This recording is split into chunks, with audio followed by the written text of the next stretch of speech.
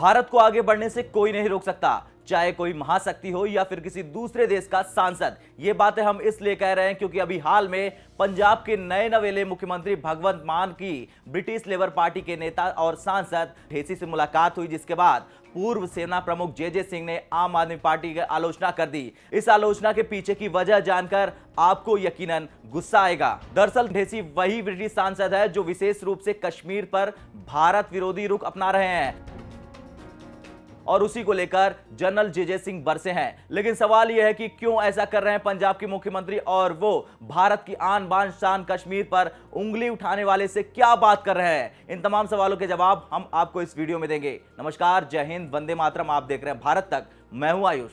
पूर्व सेना प्रमुख जे सिंह ने कहा कि भारत विरोधी विचारों वाले ऐसे विवादास्पद सांसद का पंजाब के सीएम भगवंत मान और सांसद राघव चड्ढा ने गर्मजोशी से स्वागत किया।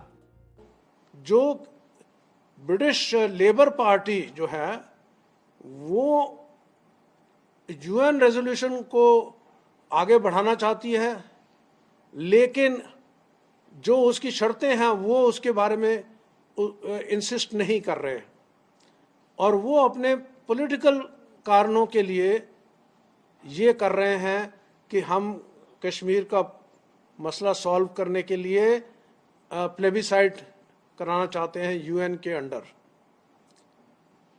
जब 71 की हमारी एग्रीमेंट हुई शिमला की हिंदुस्तान और पाकिस्तान के बीच में, उसमें ये एग्री किया गया कि हमारा कोई भी प्रॉब्लम जो है, चाहे कश्मीर का है, चाहे इंडस वाटर्स का है, चाहे और दूसरा सरहद के बारे में, वो सब बायलैटरल डिस्कशन से होगा। तो उसमें थर्ड पार्टी की कोई इन्वॉल्वमेंट नहीं होगी, ना ही उसमें इंटरनेशनल कोई यूएन या दूसरे ऑर्गेनाइजेशन का कोई दखल हम अलाउ करेंगे। तो ये जो एग्रीमेंट थी, अब ब्रिटिश की जो लेबर पार्टी है, जिसका एक मेंबर ऑफ पार्लियामेंट है, जिसको अभी पंजाब में बहुत अच्छी तरीके से उसका स्वागत किया गया, आपकी जो गवर्नमेंट है उसने, तो वो माना हुआ एक एंटी इंडिया स्टैंड रखने वाला इंसान है, जिसका नाम है तन मन जीत ढेसी।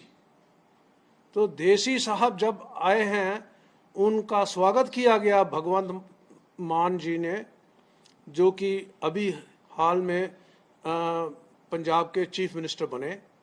उनके साथ साथ एक राज्यसभा का मेंबर आम आदमी पार्टी का था, जो राघव चड्ढा हैं, तो वो भी उधर थे उस मीटिंग में, और उन्होंने डिस्कस किया एनआरआई के बारे में। जो बातचीत की उसमें कोई शक नहीं कि हमें एनआरआई के लिए जो कुछ भी करना है करना चाहिए, कि उनके जो प्रॉब्लम्स हैं, उनकी जो दिक्कतें हैं वो दूर की जाएं। उसके लिए हमारी सेंट्रल गवर्नमेंट ने बहुत कदम उठाए और कई लोगों को जो ब्लैक लिस्ट हुए थे उनको भी ब्लैक लिस्ट से निकाला गया है, और सहूलियतें दी गई हैं वीज़ा के लिए लोगों को आने के लिए पंजाब में। एनआरआईज जो ख़ास तौर पे जिनके कोई प्रॉब्लम है, उसमें भारत सरकार ने पूरी मदद की है। तो उस दिशा में आम आदमी पार्टी ने जो उनको आश्वासन दिया कि हम एनआरआईज की मुश्किलें दूर करेंगे, जो उनके प्रॉब्लम है, वो तो मैं समझता हूँ कि उस कदम में कोई खामी नहीं है। लेकिन उनके साथ साथ जो कश्मीर का मसला है, जिस पर लेबर पार्टी का एक जो एमपी है, उसके विचार जो हैं वो सब जानते हैं, उसको इस तरह से सम्मानित किया गया और उसके साथ बैठ के डिस्कशन जो की गई। क्या आम आदमी पार्टी सोचती है कि उनके ख्याल ढेसी साहब से मिलते हैं? अगर ये बात है तो वो देश के खिलाफ है। वो जो अगर उनके विचार हैं वो एंटी नेशनल भी माने जा सकते हैं, क्योंकि जम्मू एंड कश्मीर के बारे में हिंदुस्तान की पॉलिसी और पोजीशन जो है वो पूरी दुनिया को पता है। और हम यही सोचते हैं कि जम्मू एंड कश्मीर जो है हिंदुस्तान का अभिन्न अंग है और लीगली भी हमारा हिस्सा है और फिजिकली भी हम यही चाहते हैं कि हमारे नीचे, हमारे साथ हमारे देश का एक हिस्सा बन के पूरा का पूरा जम्मू एंड कश्मीर रहे।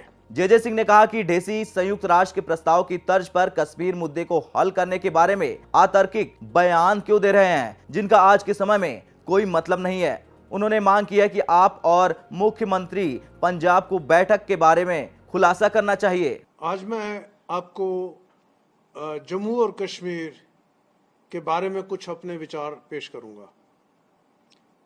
जैसे आप जानते हैं कि 1947 में आज़ादी के बाद जम्मू एंड कश्मीर स्टेट जो है कानूनी तरीके से हिंदुस्तान का हिस्सा बन गया, जबकि उनके महाराजा ने इंस्ट्रूमेंट ऑफ एक्सेशन का डॉक्यूमेंट साइन किया। वो उन्होंने किया, लेकिन उससे साथ साथ उससे पहले ही पाकिस्तान की फौज के लीडरशिप के नीचे बहुत सारे कबायली और दूसरे इरेगुलर फोर्सेस ने आक्रमण कर दिया।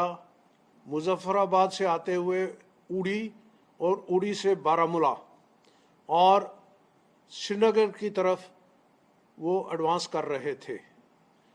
उनको भारतीय सेना ने रोका और उनका आक्रमण विफल कर दिया। उसके बाद ये मामला यूनाइटेड नेशंस में ले जाया गया और उनका रेजोल्यूशन जो था 1948 का रेजोल्यूशन नंबर 47, उसके तहत 3 कदम लिए जाएंगे इस मसले को हल करने के लिए। और उसमें पहला कदम ये था कि पाकिस्तान के जो घुसपैठिए हैं, उनकी जो कबायली हैं और इरेगुलर फोर्सेस और उनकी आर्मी के जो लोग जम्मू एंड कश्मीर राज्य के अंदर जिन्होंने आक्रमण किया, वो वापस जाएंगे। दूसरा कदम कि भारत अपनी फौज को भी थोड़ा उसकी नफरी कम करके जितनी ज़रूरत के लिए, मतलब कानून की व्यवस्था को रखने के लिए ज़रूरी है, उतना ही रखेंगे। और तीसरा कि यूनाइटेड नेशंस के एडमिनिस्ट्रेशन के मुताबिक एक प्लेबिसाइड का एडमिनिस्ट्रेटर नियुक्त किया जाएगा, जो इंडिया नियुक्त करेंगे, और फिर कश्मीरी आवाम से पूछा जाएगा कि वो हिंदुस्तान के साथ रहेंगे या पाकिस्तान से जुड़ना चाहते हैं। तो इस रेफरेंडम को और इस प्लेबिसाइड को 3 शर्तों से पहले क्वालिफाई किया गया। लेकिन जैसे आप जानते हैं कि इस मसले को हल नहीं किया गया, क्योंकि पाकिस्तान ने पहला कदम लेने से इनकार कर दिया।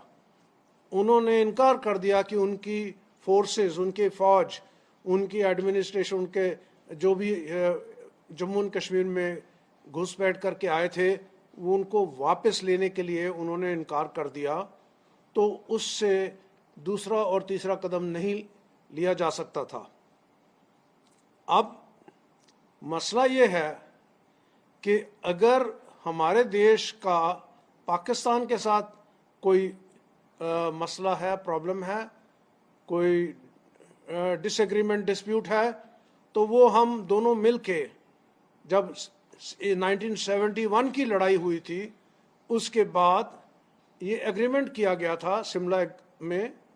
उस एग्रीमेंट के तहत इंडिया और पाकिस्तान अपने मसले बायलैटरल डायलॉग के साथ, बायलैटरल नेगोशिएशन के साथ हल करेगी।